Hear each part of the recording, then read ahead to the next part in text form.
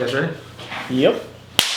Welcome to another episode of the True Beast Podcast, brought to you by xdog.com, where you can find the world's greatest fitness and health enhancement harness for dogs, the X-Dog Fitness Vest. Exercising your dog has never been easier than with the X-Dog Fitness Vest. So if you're looking to make an investment into your dog's health, and be sure to check out xdog.com. And then speaking of investments, of course, I got my boy Trevor here, and we got a special guest by the name of Josh Littauer from WealthWave. He's a money coach, a guy that I personally use, and we're here to educate you about money, because money is a valuable tool, wouldn't you think? Oh, absolutely. It's one of the number one reasons why marriages and relationships break up. So, got to get your money right to live a happy life. Oh man, I think we're gonna get into it today. It's gonna be awesome. We've been here for an hour already and just chopped it up, and it's been awesome. So throws warm. It's awesome, but it's an honor to be on. I'm excited just for the conversation we're gonna have. So tell the audience kind of, because in our community, a lot of people are either breeders, they're trainers. A lot of people own pet-related businesses. I'm starting getting into the situation where I'm coaching people on and helping people build their own products and stuff now, just because I have the experience to do it. And they're looking for different ways to invest money. A lot of the breeders are investing into crypto and real estate and stuff like that.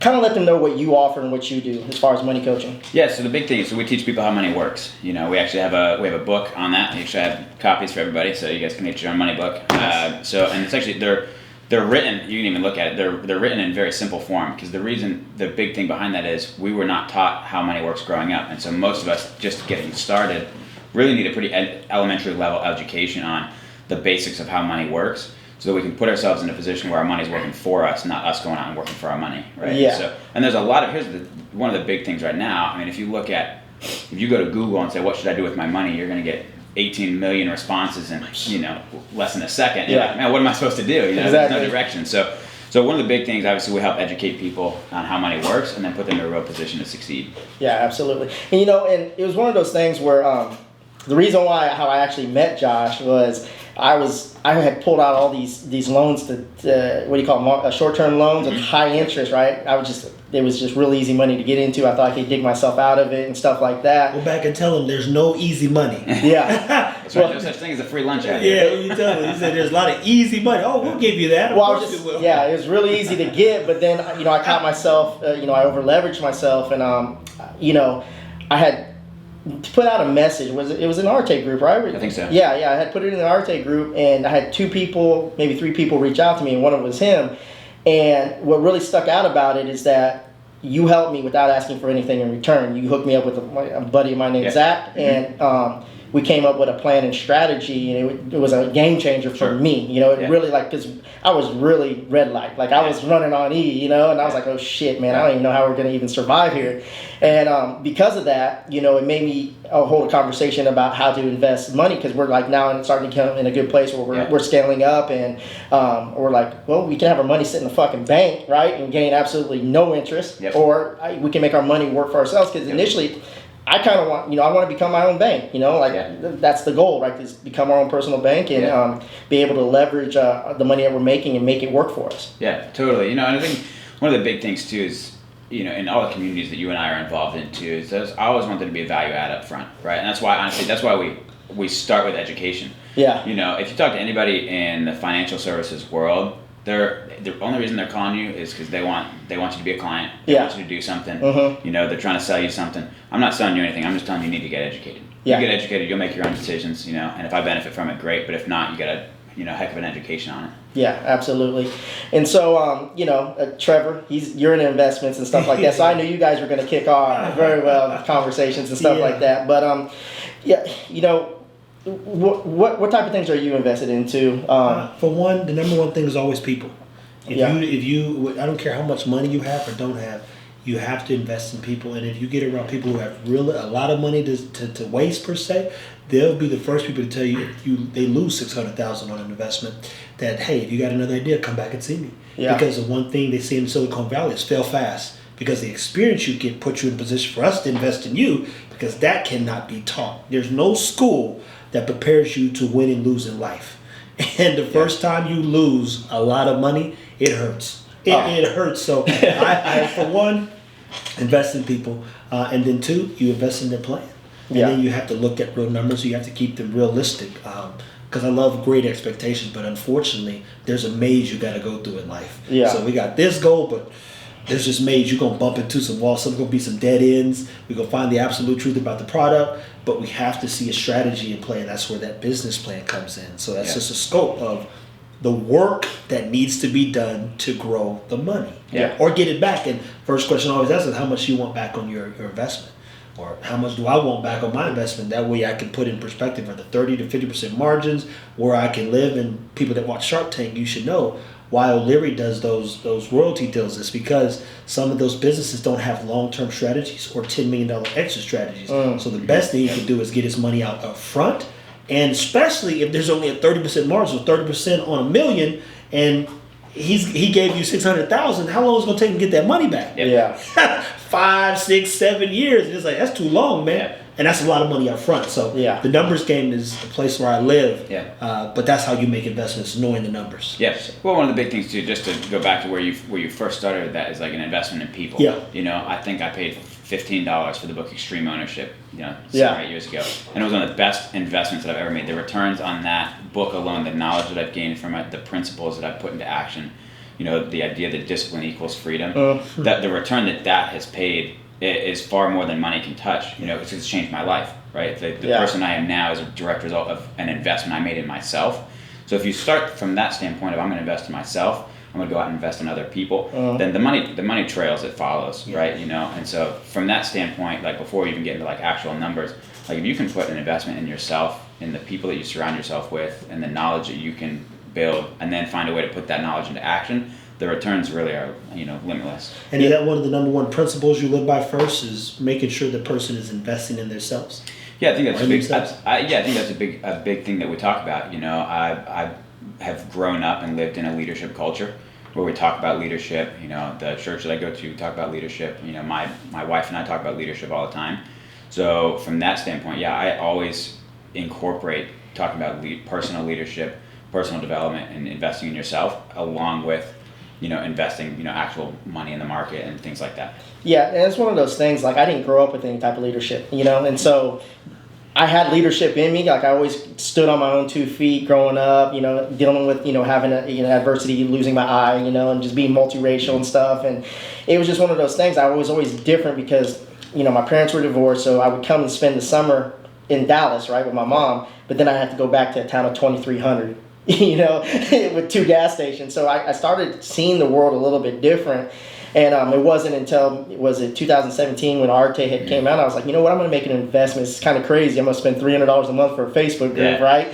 Not knowing where it was going to take me. And next thing you know, I meet one of my business partners in the dog food manufacturing, and I start, I meet my trademark lawyer and my patent lawyer and stuff in there. And just the culture, within that community, it was just, you knew you had to be trustworthy or you couldn't be part of that community. So take a dive into building culture within the company, because I ran into a lot of issues when I first came on and started building this, where I hired terribly, and I didn't know how to build culture. Yeah, well, that's a big part of that too.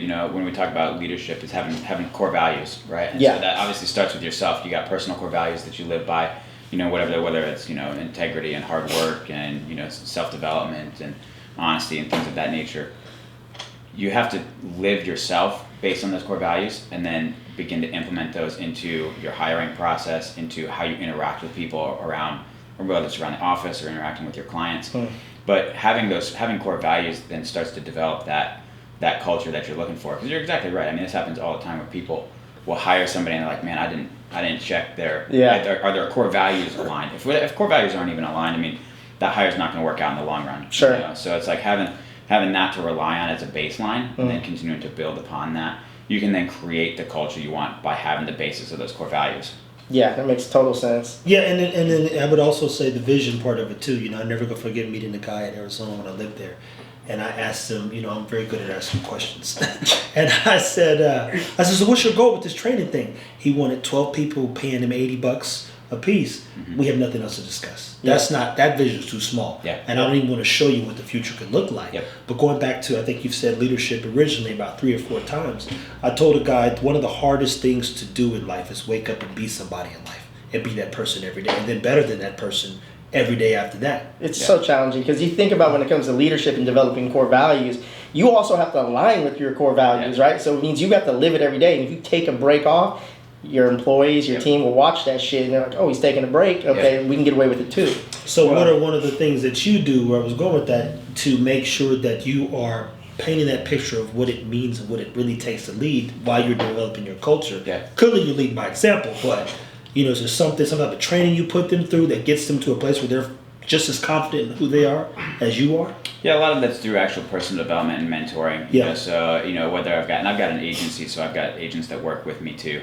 So whether it's mentoring my agents as they go out and then help their clients, or I'm sitting down with my clients personally and helping walk them through, whether it's books that I've read or principles we can start implementing now. But I think that's a big part of it, is having that conversation along the way, is saying like, hey, how are we developing ourselves so that anything that we do going forward, especially when we're talking about money. Money is a vulnerable topic. Most people don't want to talk about it that much anyway. Like, they don't know how much you have. They don't. You know what? People, if you're talking to people who feel vulnerable about money, they don't got enough of it. That's the other thing. Because I've been around a lot of wealthy people, and I remember coming in one time saying, hey, Damon John, he's got this Game Changers thing. You could pay him $1,500 for a 30-minute Skype with him. Yeah. And I remember I was in this guy's house, and he says, Trevor, that wouldn't buy my time. I said, well, how much do you got? This is before we got more educated. So I said, Jesus Christ, man. Well, good thing I'm in here. Yeah. Yeah. Well, I think here's a big part of that work. And I would say this room is unique. Right? Yeah. This room's special. You think special. Yeah. I appreciate that. The world around us does not operate the way that we do. Yeah. And it's like, this is a True Beast podcast, right? Yeah. The world does not operate like this. Yeah. So like, when I say like money is a vulnerable topic, I mean like 95% of the people I talk to, they have no formal education. Which is the vulnerability part, right? They're like, because they're walking in the room being like totally uneducated. Like, truthfully, I'm not a dog owner. Yeah. I've had one dog my entire life, and like, I don't know the second thing about having a dog, training a dog. So I don't know the second thing about it. Y'all are experts in it. Yeah. So it'd be pretty vulnerable for me to walk in here and be like, I'm gonna try and tell y'all something about dogs, and you're like, dude, you're so wrong. But the thing is that you're your type of mind that recognizes that. So like, it took me a while to go, okay, I don't know this much about money. I need to go find a coach and a mentor to help me, because I think that's so valuable. Like when you go out and you're like, hey, I'm going to find the best dog minds in the world. Some people are not, they're not going to be known. Literally what I said, and I keep bumping into them. I keep bumping into hidden gems, but again, they won't even have conversations with people. It's because I speak dog though. Yeah. I'm only talking about the dog, not the opportunity in terms of finance. Yeah. Totally. And I think that's where you bring a lot of value, because like I was telling him, I think it was 2 episodes ago, where I was like, the ABKC Nationals, when he went and filmed, and I think this falls into line with your, believing in the vision, is that it was the first time where, outside of just my business partner, Steven, who handles like website stuff that I trust and everything, where I didn't have to oversee everything he was doing. He was filming and filming and filming, and I was like, that exceeds my expectation. Keep going, Yeah. And to be able to work and surround yourself around those type of people is important, Like, I can't even emphasize on it. Yeah. It's hard to find like minds, and when you do, I tell people there's a reason why there's 5 people that control the world. There's a reason why Warren Buffett and Bill Gates are friends. They are very different in terms of investment, but they operate under the same caution and intelligence when they are making decisions on what to do for the world or themselves. Well, big thing, even just to hit on that, is alignment. There you go. Alignment, and we use this word alignment. We're really talking about your close network of people. Who are you surrounding yourself with that are going in the same direction? Now, and they could be in totally separate fields. They're all in totally separate fields tonight. Yeah. But we're going in the same direction. Yeah. We're personally growing and developing ourselves. We're wanting to build a culture where we can really go out and help people, where we can do good for society. So we're aligned in our core values and what we're doing in the world, but we're in 2 totally separate fields. Yeah. So I think alignment is a huge factor in your fulfillment in life and your overall success in life. Yeah. The joy that you receive, and the joy that you give out. So I think that's a big deal. Oh, for sure. I completely agree, man. I think, so put it like this, people. There's checks and balances for a reason. If you don't know anything about it, I would encourage you to go read about the checks and balances at the highest level. So where, again, this guy might not know everything about dogs. At the end of the day, we all got balance sheets. And he communicates the same language, because he's like, hey, you're losing or you're winning. Yep. And even when you feel like you're winning, if the numbers ain't ending up, you're fucking losing. Right. Yeah. He can come in and help tighten that up. Yep. So where you don't speak dog, you speak money, and money That's right. is what makes the world go round. That's true. And a lot of people in the dog community, that's, they're banking on litters, and hey, they have this almost this, I call it, they call it entrepreneur math, but I guess it'd be entrepreneur dog breeder math, where it's like, if I have this, breed these 2 dogs and I get this litter and I sell this many pups off this litter, which are not guaranteed, or maybe not, the litter not even guaranteed to take, then they're shit out of luck. That's a lot of investment, and there's no ROI on that, except it just you take an L. Right. And so, what I wanted, one of the reasons why I wanted to bring you on is because I wanted to educate our audience on, especially like the trainers and some of the professional breeders and handlers and stuff like that, how they can make their money work for them, and understanding the difference from keeping your money in a bank and keeping your money into like some of the things that you're working with me on. Yeah, so a couple of things, A, for one, when it comes to money and managing your own personal finances or business finances, like you talk about with like, if you're breeding, you see, hey, there's an upfront investment, and then hopefully there's going to be an ROI, right? Yeah. Depending on the litter that we get. Yeah. So, but you've got to you also have to play the numbers out. You're like, okay, so it's basic budgeting, right? It's like, I'm going to invest $2,500 in this dog, but I'm also going to have to care for this dog. I'm going to have to feed it. You have all these big expenses along the way. Sure. And then before you know it, like the litter comes out, and it's like, I can't sell any of these dogs for what I thought I was going to. Yeah. And you're net zero. You're like, you didn't actually end up making any money. Yeah. So I think there's a big thing that a lot of people just don't do, and it's tracking what's going in and what's coming out. There's no, sure.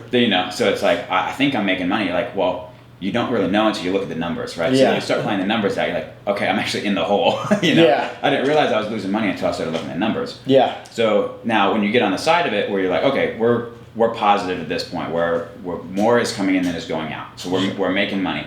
Now how do we put it in a position where this money is growing for us as opposed to being used against us or not growing at all? So one of the big problems that we see, and one of the first concepts that we teach in our book and in our webinars and stuff, is the rule of 72, which is basic math for understanding how compound interest works. Yeah. Right. So simply put, if you divide the number 72 by an interest rate, that's going to give you the years it will take for your money to double. So if we divide 72 by 6%, you're going to it's going to take 12 years for your money to double. Okay. So that's just an interest rate that's compounded annually. Okay. So now banks, what's an interest rate in a bank account? Like less than 1%, right? Less than 1%. Where you can't even get a CD for 6%, and all the fucking shit is down right now. Yeah. Money market accounts, CDs, bonds, they're like 2, maybe 3%. Yeah. Maybe 3%. So, and inflation in November was 6.8%. You see the price of bacon? It's $8 bacon right now, people. It's something right now. Dude, it's horrible. I'm like, I can't eat bacon. It's unbelievable. I'm like, dude, it's crazy. So that's one of the big things that we teach people, though. Is like, we've got to put ourselves in a position where we're putting our money in a place that's actually going to grow and not just sit here and do nothing. And banks, here's the real joke. We actually have a tagline on the front of the book is don't be a sucker. Right? Or stop being a sucker, right? And the reason for that is, the banks have suckered us into this idea: if you keep your money with us, we'll keep it safe for you.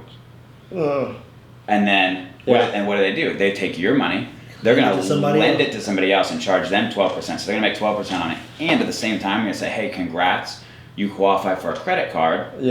That's got a limit. Let's say it's $10,000, and they're going to charge you 18% on it. They're making money hand over fist. And what do they do? Both fronts. So we put a lollipop. There's a lollipop on the front, right? Yeah, Sucker. I see that now. Right. Yeah. So it's actually looks like the Matrix lollipop to be clear, people. You get it. So it's actually Appreciate it, man. There's a so the whole joke behind that is when you go to the counter at a bank, what's sitting there on the counter? You get them suckers. There's a bowl of suckers. What brand are those suckers? Dum-dums. They're almost always dum-dums. Yeah. It's like, dude, they're warning us. Like, it's literally a joke. It's an inside joke. They're like, this will be funny. We'll put dum-dums out here. Yeah. But that's how banks operate, right? That's how banks make money. Is they take your money, they lend it out to somebody else, and they're making money on somebody else. Yeah. Right? So we've got to find a way to put ourselves in a position where we're saving money that's going to grow at 6, 8, 10, 12%, maybe even better. So that our money's working for us instead of working against us. Yeah, that's smart. So how does somebody do that? Like, I know like there's a lot of talk on life insurance and stuff like that right now, and how to leverage that. Can you kind of explain to them how that kind of works? Yeah, so there's a lot of different things out there. You'll hear a lot of the traditional things. If you especially if you come from a corporate world, you hear stuff about like 401ks and IRAs and things like that. And truthfully, most people only really know a 401k and a Roth IRA. They don't really know any different, right? Yeah. And and most people don't even. I talked to somebody. I said, what does 401k mean? They're like, it means I have $401,000. I'm like, Jesus not Christ. even They close. said that out It's loud? an IRS I number. know. Yeah, right. So, right, exactly. Yeah. I Right. have to cut so, you off real quick. People, it's okay to tell somebody you don't know. Yeah. It is fine to say, I just have no Yeah, idea. because if he's asking the question or asking the question, trust me, I want to help you. I just want to see where you're at so we can know where to go educationally. Yep. Sure. Let's keep going. Yeah, so a couple big distinctions there too. You know, when I sit down and talk with people, we do what's called a financial lifestyle strategy. Yeah. So one of the things that I do is I want to figure out, where do you want to go?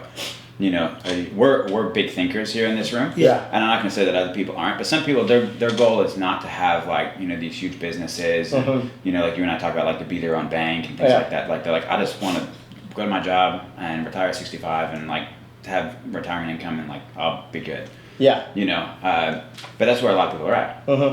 So one of the big things that we do is we sit down and figure out, what are your actual goals? Yeah. What do you want to do? Sure. What do you have coming in now? And then how do we start to leverage the systems and tools available to you? Yep.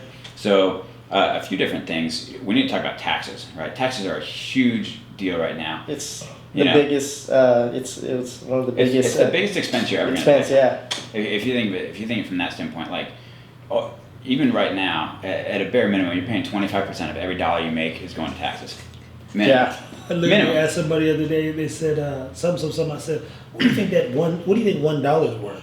So you break it all down. It's about 20 cents on the dollars you making, brother. So you don't know you're working for 20 cents a dollar. Yeah. If you think about it that way, I mean, it's like you go to the store. You're gonna pay tax on everything that you buy, and you make a dollar. You got to pay income tax. You got property taxes. Yeah. You know, you got dividend taxes, capital gains tax. I mean, there's tax on everything. So how do we understand? Like, and we say it this way too. There's two tax systems out there. There's one for the informed and one for the uninformed. Yeah. You know, and so we're on the side of helping inform people. Yeah. Right. So there's really three main tax categories. You've got taxable, tax deferred, and then tax exempt.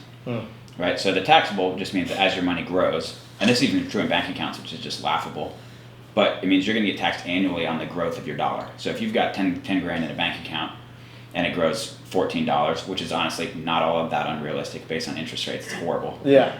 But they're going to tax you on that $14 of growth. Just Yeah. insane. It's crazy. So you got 10 grand in the account. Yeah. You make $14. You got 10. They're going to tax you on the $14. Right, so you really only made about 8 of that, but so you have the taxable, and then you've got tax deferred, which simply says I'm just not going to pay taxes now, and I'm going to push it out, and I'll pay it all later. Sure. Now, do you think taxes are going to go up or go down in the next 20, 30 years? Definitely going to go up. For sure. Depending Why do you think they're going to go up? You know what? I don't know the answer to that. But if I'm just going off of a whim, they got to go up due to the things that, you know, we're basically outsourcing, or all the stuff that we're not producing here, getting gas still from other countries. You start going down the line, shipping, handling, it goes up so they can, in some sense, more than likely afford export, import, and all the shit that we eat, consume, and do whatever else. Well, you can look at, you know, our country's current debt. I mean, in the time that I'm saying this right now, we've gone up probably 100 grand in debt as a country in the time that I just said that. Yeah. That's crazy. I mean, we're producing an incredible amount of debt right now, which means somebody's going to end up having to pay for it. Yeah. You know, the country, quite reasonably, is like, we're basically bankrupt at this point. We're printing money unbelievably fast. We're exporting way more, or we're importing way more than we're exporting. Yeah. You know, Which thing goes back to why the taxes go up, due to our lack of being resourceful, even in a sense. Right, exactly. You know, and if you look at, you'll see stuff that pops up on the news. It's like, hey, we made some budget cuts. I mean, like, if you look at the budget cuts, it's like me saying, hey, we're in the hole. Like, we're net. We're 10 grand under what we're supposed to be, bringing in a month. Yeah. But we made some budget cuts and we saved $150. You're like, Oh, that's child's play. it's child's play, and it's laughable. It's like you basically did nothing. You know, Yeah, crazy. so it's crazy. So that's kind of how our country's operating, which means at some point taxes are going to have to go up. So we're operating at a loss basically every time we do anything. Anything. So we're digging our own grave. Digging our own grave. Exactly. And we're It's burying ourselves absolutely every insane. day when we wake up. Right. So what we need to do is figure out ways on the personal side of how do we avoid paying out more in taxes than we really need to. Right. So then you have the other category. You've got taxable, tax deferred, and you have tax exempt. So what we mean by tax exempt is you're still going to pay your income tax. Right. That's a given. You're still going to pay that up front. But we can avoid paying any future taxes in a tax exempt category and get rid of not having to pay long-term capital gains or short-term capital gains, no dividend tax, and no future income tax when you utilize those funds later. So, and there's really two main ways that you can do that. You've got Roth IRAs, and then you've got permanent life insurance. So with that, the Roth IRA, which is a great tool for a lot of people, but has limitations. So if you as a single person, if you file singly as a single person, if you make more than $129,000 a year, then you no longer qualify to contribute to a Roth IRA. Yeah. So now you can't make money and get money either, huh? Right. Yeah. Right. So and then same. So, and if you're married, some of the audience may be married here too. If you make more than $189,000 a year as a married couple, you don't qualify to use a Roth. Right. And there's also, even limitations on that. You can only put $6,000 a year into an IRA, and that's true of the traditional and the Roth. $6,000 a year. Depends on your situation, but for some people that's a lot. For other people, it's complete child's play. And you're That's all $6,000. I spent that last week buying a couple cameras and other stuff and that's normal. Yeah. That's normal to Exactly. be in an invested state of being where you're like $6,000 a year. Right. I spend that a month. Right. Yeah. Exactly. Right. So then the other option there too is utilizing permanent life insurance. Yeah. Now, permanent life insurance isn't what it used to be. It used to be the only option you used to have is whole life.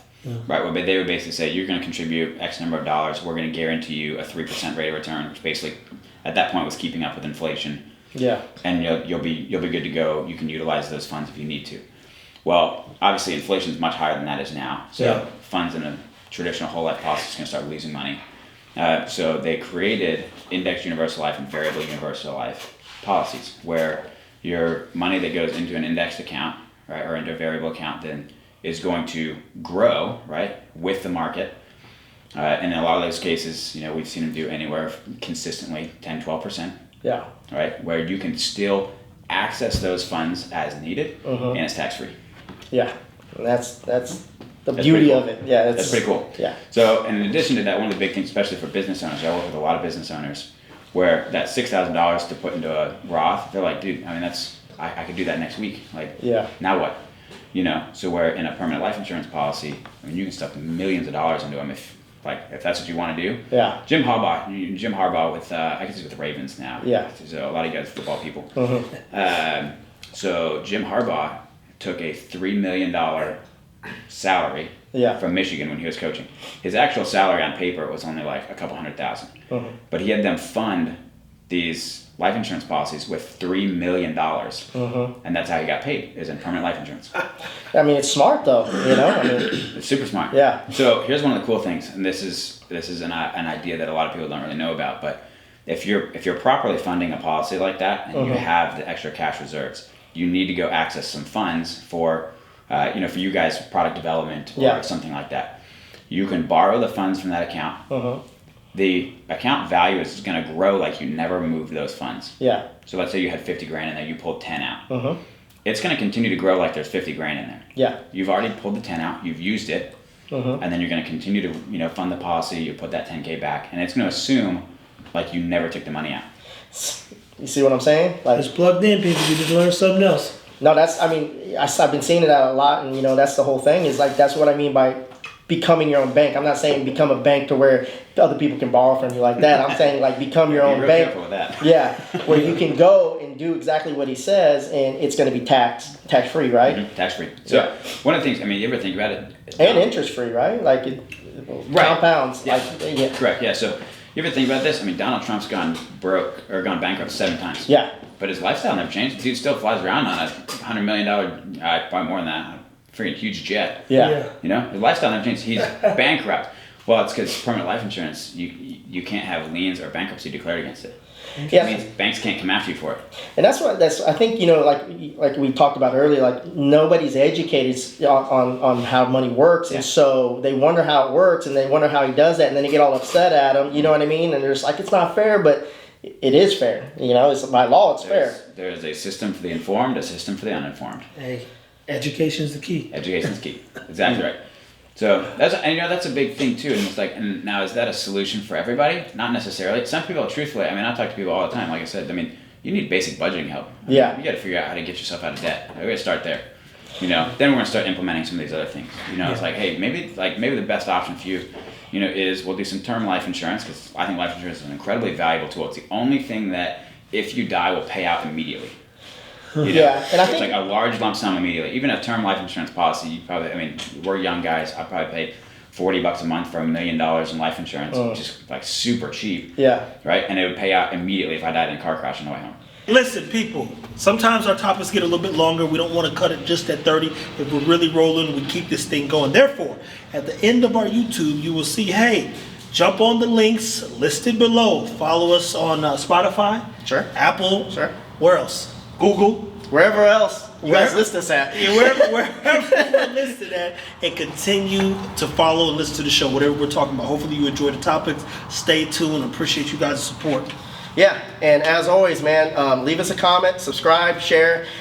In the comments or in the reviews, also, leave us some topics that you would like us to discuss. We don't hold back. So if you want us to talk about something, be sure to leave it there. So as always, Team X Dog Strong.